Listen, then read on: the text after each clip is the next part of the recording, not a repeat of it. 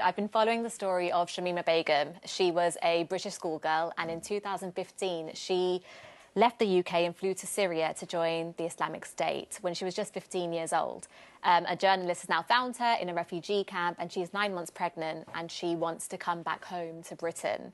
I went to the Haringey Sixth Form College in North London to speak to a group of young people, young women, a similar age to her, to see what their opinions were about her coming back to the UK. Okay. Let's take a look.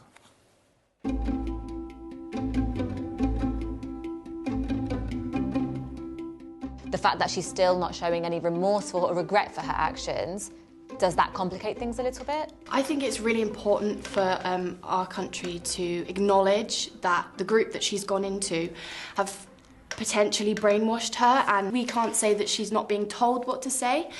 She may have been told to say, you cannot say you're remorseful. The only excuse we could use for bringing her back is that she's a British citizen, but we have to acknowledge that she was a person that abandoned British values and lived there for several years and is now only wanting to come back on the benefits that we can economically support her. Do you think that she should be allowed back in?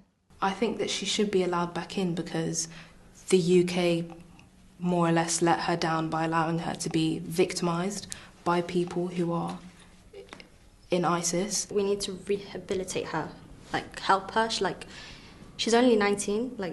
Do you remember when you were 19, you were still growing? You're not an adult. So I think as a country we need to guide her into the right path. We have to take into consideration the child as well. She already had two children that died. And England's a first world country, so it's better, somehow, economically, socially and stuff, so the child would be better off if he lives, or she lives in this country. So, Maureen, as a former teacher yourself of pupils that age, what did you make of what you heard this afternoon? I was really surprised by how empathetic these students were. Yeah. And it was actually really lovely to see. I think a lot of people's initial reaction is of anger, whereas meeting these young people and speaking to them, they understood that this issue is a lot more complex than it initially seems, and there are lots of different factors that we need to take into consideration. And that was a nice surprise for me. Yeah,